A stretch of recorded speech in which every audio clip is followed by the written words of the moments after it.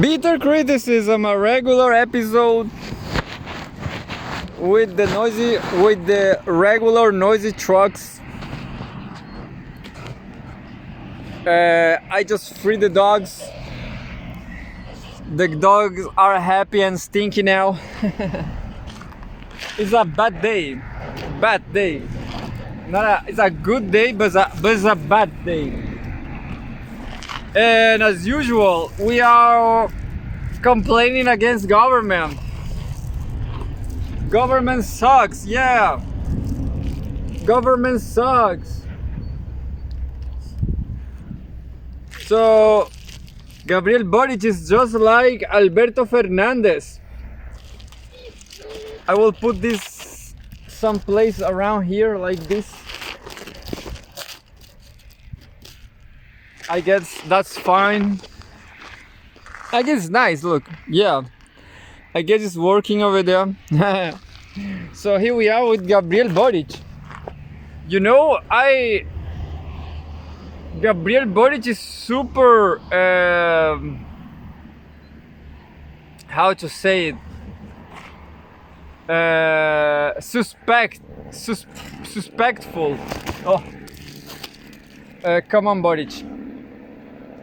Because Gabriel Boric, I don't know how to say in English, but in Spanish you say sospechoso. I guess it's suspectful, but it's funny because I never heard that word in English. Suspectful.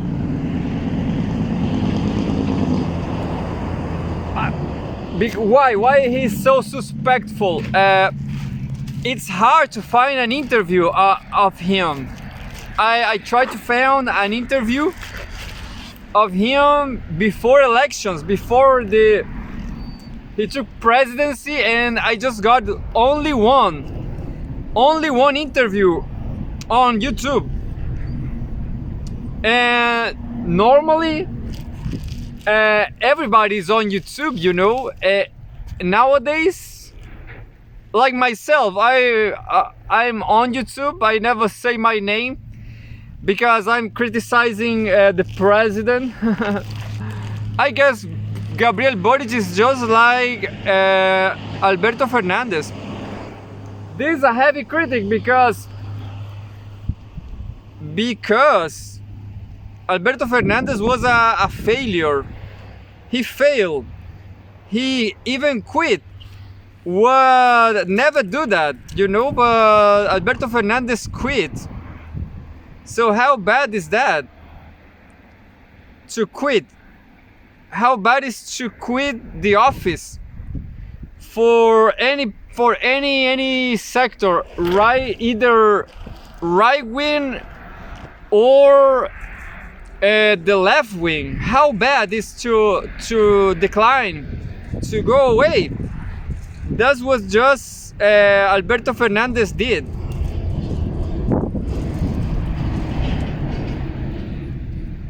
And guess what? I'm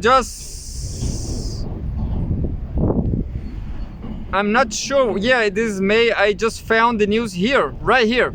So I'm not sure if today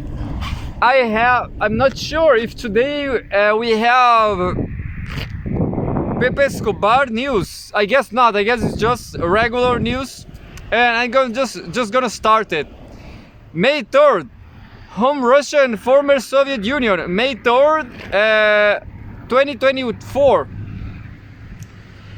Kiev has lost over 11,000 troops this year. Moscow. Russian Defense Minister Sergei Shoigu has issued new estimates of Ukrainian military casualties. Well, my dogs are there. I'm kind of worried, but I guess they are fine. I hope they are fine. We have a photograph from Russian Defense Minister Sergei Shoigu. He looks Asiatic. He's fine. Ukrainian military losses since the beginning of the year have surpassed 111,000 troops, Russian Defense Minister Sergei Shoigu said on Friday, as he shared Moscow's latest estimates from the conflict. Russian forces continue to break up Ukrainian defense positions along the entire front line. The senior official reported during a ministerial meeting. Russia's territorial gains this year have amounted to 547 square kilometers. He added, Shoigu accused the US and its allies of pressuring Kiev into disregarding the cost of continued fighting. As a result, Ukraine suffered 1,000 casualties daily throughout April, the minister claimed.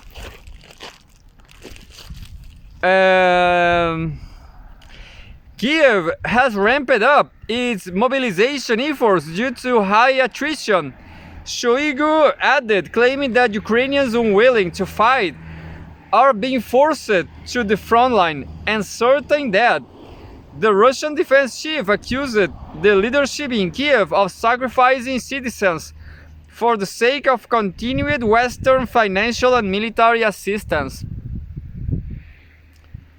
Well, this news is kind of too specific, it's too technical. I guess if I were sent to the front line, I will just die. I will not care about all these details. If I was a soldier, you know, I just gonna kill and die. That's it. That's my. I care more about poetry, you know, and literature and novel, I guess. So why people go to war? That's what I care more about. Anyway, whole world news. America's top spy warns of Russian military breakthrough in Ukraine conflict. China's assistant has titled momentum on the battlefield in Moscow's favor. Director of National Intelligence Avril Haines has told senators. Director of National Intelligence Avril Haines, Russian forces are steadily advancing in the Ukraine conflict. The US Director of National Intelligence Avril Haines told senators on Thursday she also accused China of providing Russia with dual-use components, which has titled the momentum on the battlefield in Moscow's favor. During a hearing at the US Senate Armed Services Committee on Global Threats on Thursday, Haines said Russia is making incremental progress on the battlefield with the potential for tactical breakthroughs. And my dog's there. One of my female dog just show up. Is worrisome because she's in the opposite side. She always is. Such a beautiful dog. Anyway, dual components, which has titled the momentum on the battlefield in Moscow's favor. During a hearing at the US Senate Armed Services Committee on Global Threats on Thursday, Haines said Russia is making incremental progress on the battlefield with the potential for tactical breakthroughs along the front lines in areas such as Donetsk and Kharkiv. The intelligence official added that Moscow's economic position and rearmament efforts have led Russian President Vladimir Putin to believe that domestic and international trends are in his favor. Putin has for months indicated a willingness to enter into talks with Ukraine and the United States about the future for Ukraine, but without any indication that he is willing to make significant concessions, Haines added. She further claimed that an intensifying campaign of Russian airstrikes is designed to break Kiev's will and demonstrate there is no plausible path to victory for Ukraine. And and this is a campaign against Gabriel Boric government. So Gabriel Boric should be like Vladimir Putin, despite Putin is from the far right. This strategy is also disrupting Kiev's military logistics and defense industry capabilities, Haines explained, adding that aerial bombardments are likely to continue and the war is unlikely to end anytime soon. The US intelligence chief told senators that President Putin continues to see NATO enlargement and Western support to Ukraine as a proof that the US and its European allies seek to restrict Russian power. This perception supposedly translates into an ever-growing military budget for Moscow. I'm just gonna skip this news because it sounds like I didn't get fun there with this text. Believe it or not, sometimes I do get fun. Something is happening there. Mursi is fighting for territory, but against who? Are the Akitas coming? May 3rd, 2024, Homeworld News. Switch conference will end Zelensky's peace plan, Medvedev. The upcoming event will expose the West's impotence and inability to end the Ukraine conflict, the former Russian president said. Former Russian president and deputy head of Russia's Security Council, Dmitry Medvedev, the former Russian president, An upcoming Swiss-hosted summit aimed at de-escalating the conflict between Moscow and Kiev will spell the collapse of Ukrainian President Vladimir Zelensky's proposed peace plan. Former Russian President Dmitry Medvedev has predicted Zelensky's roadmap to resolve the crisis, which he has been promoting since 2022, calls for a complete withdrawal of Russian forces from all territories Ukraine considers its own, for Moscow to pay reparations to Kiev, and for the formation of a war crimes tribunal. Russia has rejected the proposal as unrealistic and a sign of Kiev's unwillingness to seek a diplomatic solution to the conflict. In a Telegram post on Friday, Medvedev suggested that the peace conference, which will be held in Swiss town of Burzenstock on June 15, 16, and to which Russia has not been invited, could still somewhat beneficial for Moscow. The event will offer more evidence of the collapse of the so-called peace plan proposed by the idiot Zelensky, he said. In addition, the conference will provide evidence of the complete impotence of the current Western elites and their inability to stop the conflict. Medvedev, who serves as deputy head of Russia's Security Council, said that failure in Switzerland will also allow Russia to continue eradicating neo-Nazis and work towards the collapse of the government in Kiev. as well as the speedy return of our ancestral territories.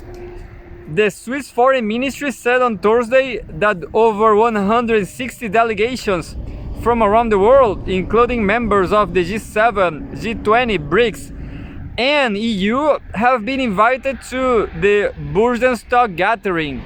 Moscow has said it will not take part even if offered an invitation. China has not yet confirmed whether it will send a delegation to the conference.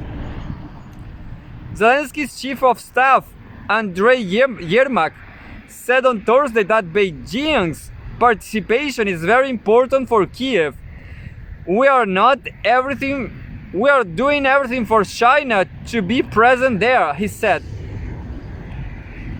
And that was all from Russia Today. I'm kinda super...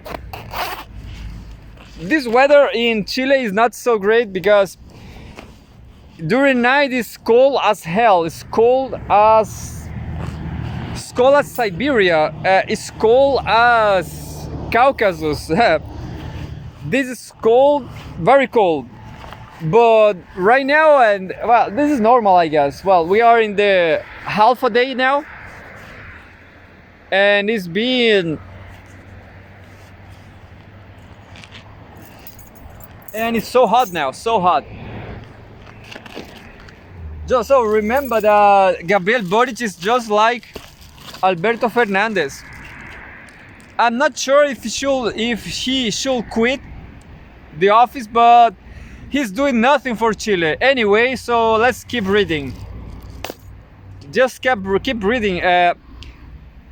Xi Jinping or Xi Jinping or Hi Jinping calls on youth to shoulder responsibility for Chinese modernization. May 3rd, politics, CGTN. We have China's Youth Day themed celebration in Shenyang, Northeast China's Liaoning province, May 3rd, 2024. Chinese President Xi Jinping has called on youth people in the new era to strive to write their youthful chapter on shouldering responsibility for Chinese modernization. He also, General Secretary of the Communist Party of China, CPC, Central Committee and Chairman of the Central Military Commission, made the remarks in his messages for Chinese youth ahead of China's Youth Day, which falls on May 4th, today. So today is the day of beautiful Chinese women. What about that? He, on behalf of the CPC Central Committee, extended festive greetings to young people nationwide. He said that on the new journey in the new era, China's youth of all ethnic groups act as spearheads and vital forces in various fields such as scientific and technological innovation, rural revitalization, green development, social services, and defense of the country, responding to the call of the party and the people.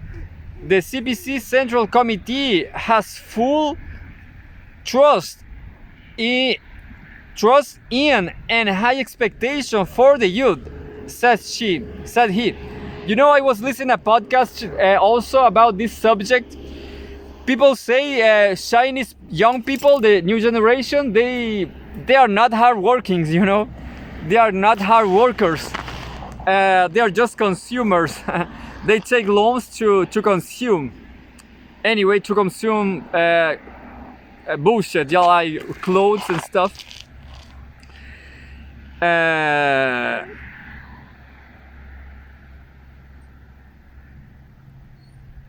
I miss myself. Oh yeah. He stressed that this year marks the 75th founding anniversary of the People's Republic of China and the 105th anniversary of the May 4th movement. He asked young people to carry on the spirit of the movement, resolutely follow the party, and make their contributions to the building China into a strong country and promoting the great cause of national rejuvenation. She also pointed out that party organizations at various levels should keep up their leadership concerning work related to young people, show care for the growth of the youth, and support them in making achievements. The Communist Youth League of China should shoulder the mission and task entrusted by the party on the new journey in the new era, and rally youth people to strive for the cause of the party and the people, he added. This was from Xinhua News Agency. And now, just gonna check in here.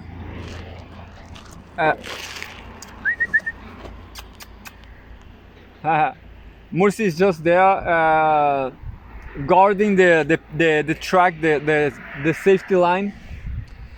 Labor Day inbound tourism in China continues to heat up.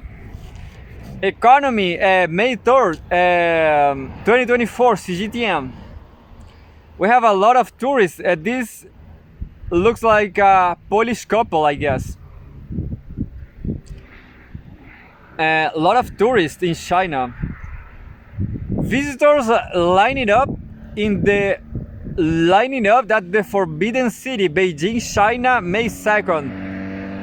China is experiencing a surge in inbound tourism during the Labor Day holiday period, thanks to several supporting measures to provide a better payment environment and easier entry for foreign visitors.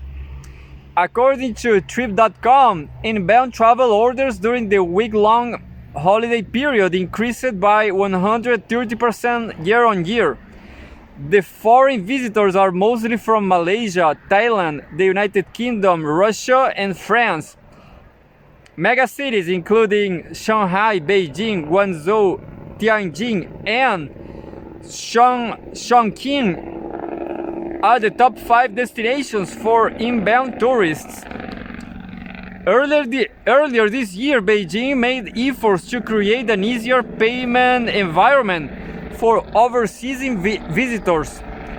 The capital city achieved full coverage of international arrival and departure foreign currency exchange services at the 2 major airports, with more than 40 convertible currencies.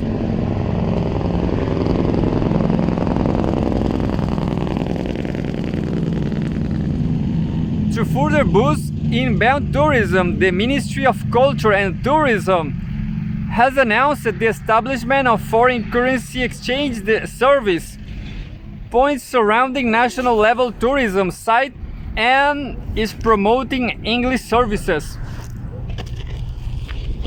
According to data from China's National Immigration Administration, 1.99 million foreigners entered the country without visas in the first quarter of 2024, an increase of 266.1% year-on-year, thanks to the country's new visa-free policy. Well, that's working. More news. Well, I guess I'm not sure when I will visit China. Maybe never. I was watching movies from China, and they are super competitive. You know, it's super hard to. I guess it's super hard to live in China.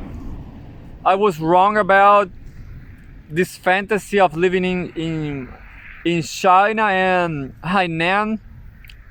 They are ultra competitive. I will fail trying to live in China, I guess.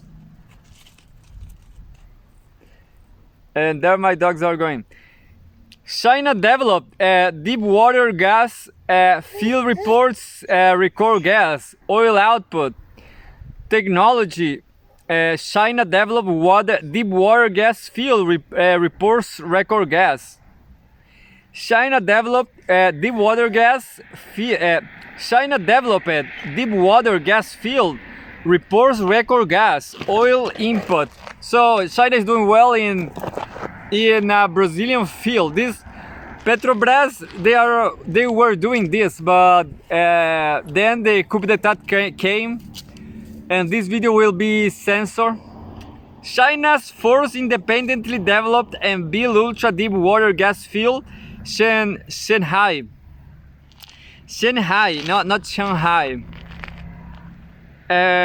China's first independently developed ultra deep water gas field, Shanghai number 1 or Deep Sea number 1, has recorded an accumulated natural gas output of over 8 billion cubic meters so far,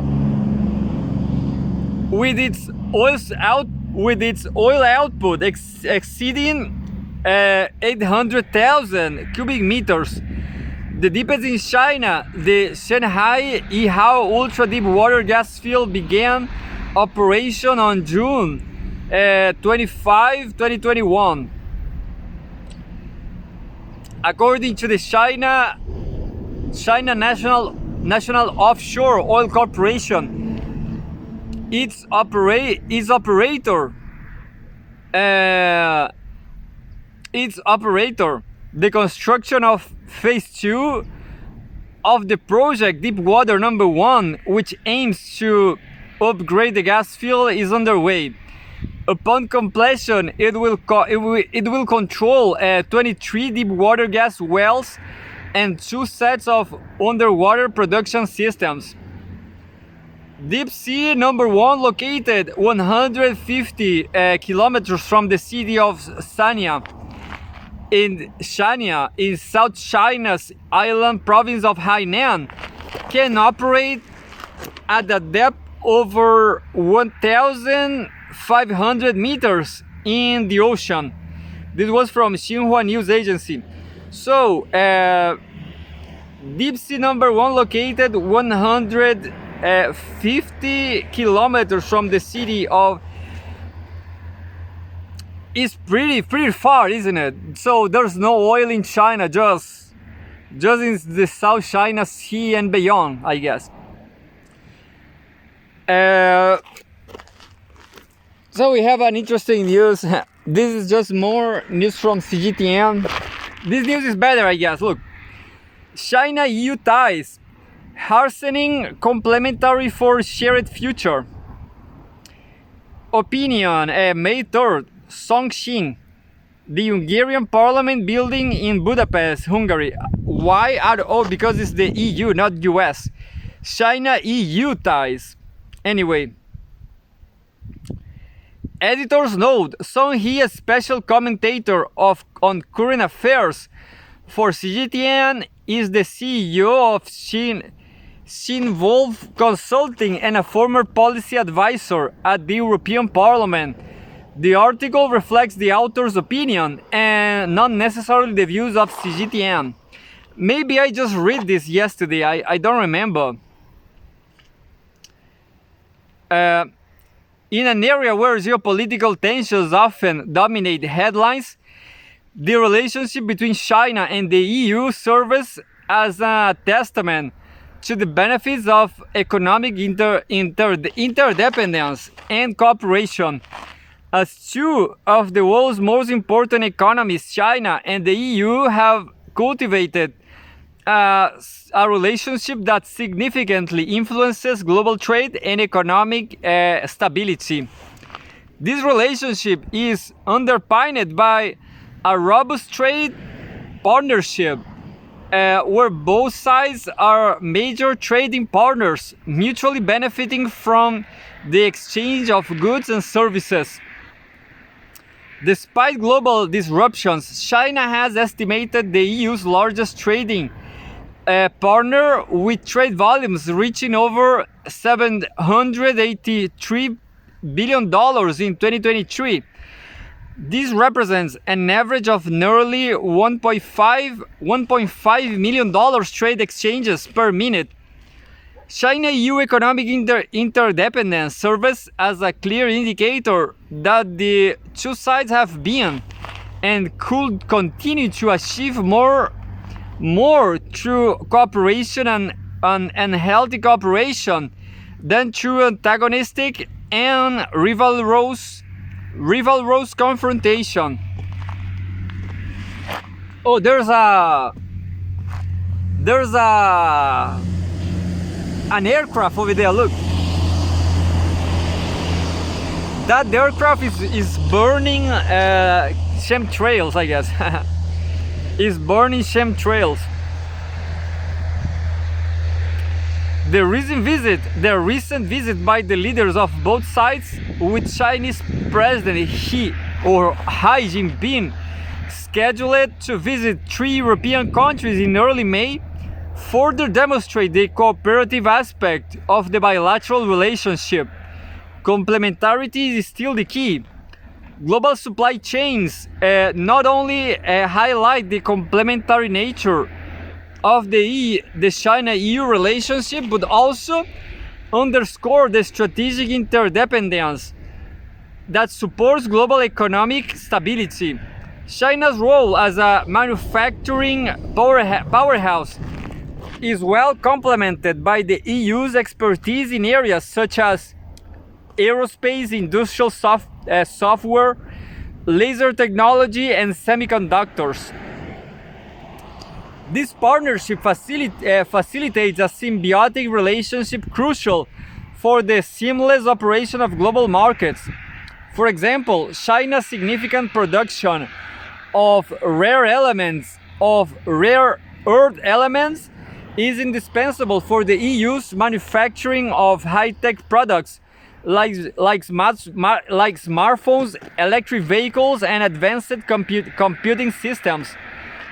These materials are crucial for the functionality and efficiency of these products, reflecting China's integral role in the global tech supply chain. We have a photograph here. People visit the booth of Chinese car maker XPeng during 2023 International Motor Show in Munich, Germany. In September 5, 2023, Xinhua. Well, this rare earth elements is stealing from Chile. They are stealing that from Chile. They are stealing our life. They are stealing our future right here. Boric is selling this country in Chile.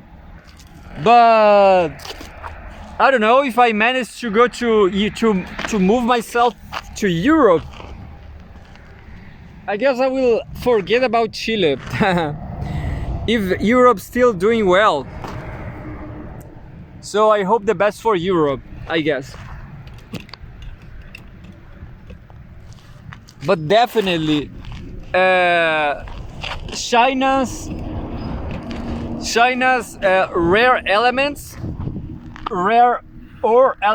rare earth elements, they came from Chile. They come from Chile. That sucks for Chileans. But Chileans doesn't care, you know. Chileans are rats, 100%. They just don't care about nothing. They don't complain about inequalities. They just fight each other. They just hate each other right here, and that's it.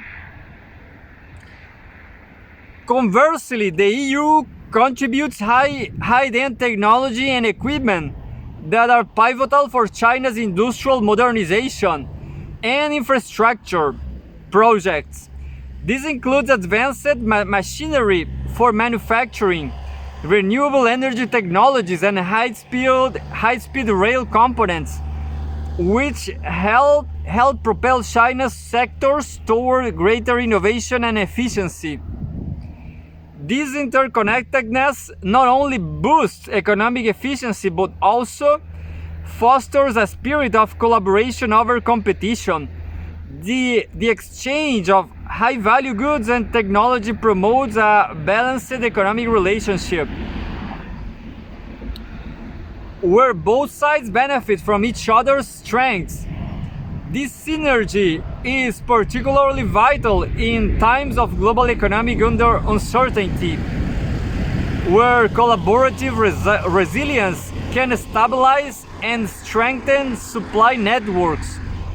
Moreover, China and the EU have been engaging in joint ventures and partnerships that enhance such cooperation. These include projects in the green energy sectors, digital infrastructure, and joint research and development initiatives that are setting new standards in technological advancement and sustainable practices. For instance, collaborative projects in the development of wind and solar energy technologies are helping to advance the global agenda on renewable energy and reduce carbon emissions. This growing collaboration extends to areas such as artificial intelligence, quantum computing, and biotechnology, where both regions are keen to lead on the global stage. By sharing knowledge, resources, and best practices, China and the EU are not only addressing their own economic and technological needs, but are also playing a pivotal role in shaping global technological trends and innovation. In addition to economic considerations, both China and the EU face shared challenges that require joint efforts, such as climate change and public health. Both have demonstrated commitment to environmental sustainability with collaborative projects in green technology and renewable energy. The exploitations of Chinese and Norwegian companies in developing new technologies that will enable locations out at sea to host renewables is a prime example of how joint efforts can lead to substantial environmental benefits. Similarly, the collaborative response to public health issues highlighted during the COVID-19 pandemic demonstrates the potential for joint action in tackling global crises that no single nation can manage alone.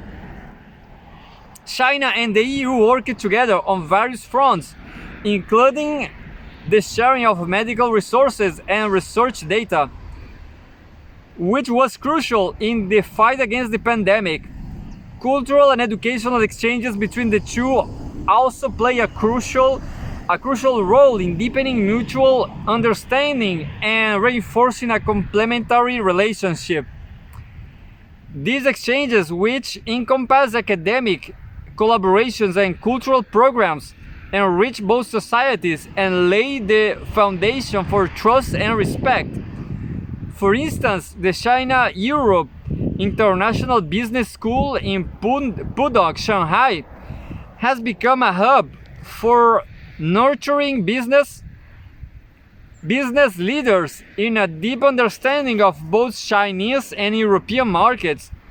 Furthermore, the EU-China high-level people-to-people dialogue has facilitated numerous partnerships in education, culture, youth, and women's affairs that have fostered a deeper cultural connection and mutual appreciation. Despite some pessimistic voices that China-EU relationship is characterized more by complementary than rivalry, through strategic diplomatic engagements and collaborative initiatives across various sectors, both sides have demonstrated that their partnership is beneficial and crucial for global stability and prosperity. As they continue to navigate the complexities of the 21st century, maintaining and enhancing this complementary relationship will be the key to achieving mutual benefits and addressing shared global challenges. And that's it. If you want to contribute and have expertise, please contact us at opinions@cgtn.com. And I have more news this time, maybe still from Russia Today. No, yeah, it's from CGTN. But I'm gonna do my yoga. I'm gonna take 5 minutes to do my yoga. So I'm gonna do my complete yoga time.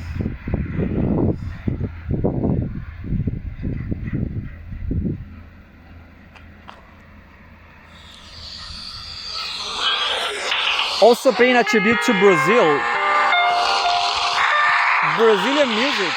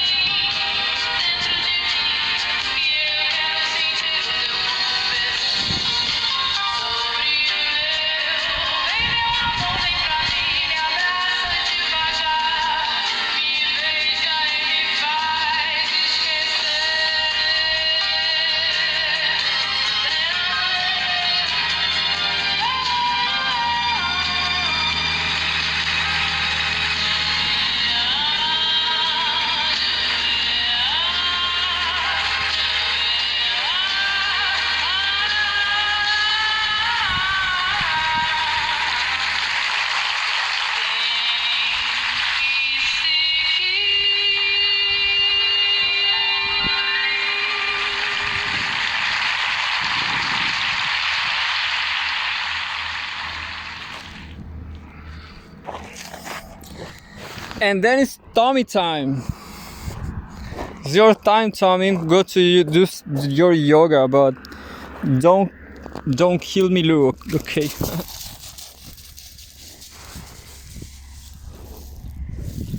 Milu and Tommy, they fought today for Bones. Milou is kind of older than Tommy, so that's why Milou pretends to be. That's why Milou is tougher than Tommy, because he's older. And even I was living just with Milou before, and that's why Milou, he feels like the owner of the house. Understand?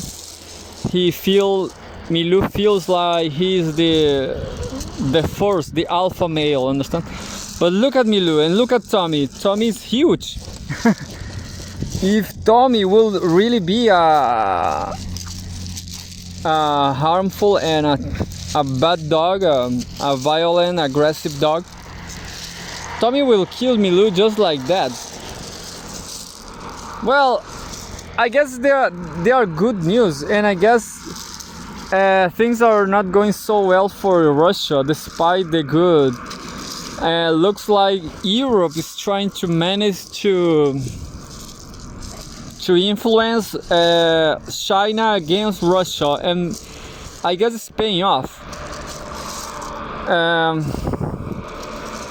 That's it. I guess I will have to learn more languages, but European languages maybe. But the matter of the fact, the truth of the fact is that English is the lingua franca. So even if I want to talk to Chinese people, I hope Chinese know something in Spanish. But I guess it's hard. Why anybody should learn Spanish? This stupid people language.